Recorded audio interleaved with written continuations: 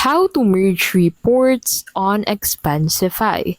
In this video, I'll show you how to merge reports on Expensify. So to get started, go ahead and open Expensify into your browser and then sign into your Expensify account.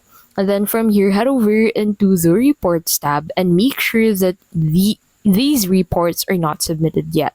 So open a specific report that you want to merge with the other report and then click on the more button at the top right. And then from here, click on merge and then select that specific report that you want to merge with this. And then go ahead and select the details that you want to keep from each of this report. So you can only select one. So make sure to select the correct items that you want to keep and then click on this continue button. So this is actually very helpful if you have created duplicated entries for your report. So by merging those two reports, you can easily eliminate the duplicate. And that is how you can basically merge reports on Expensify.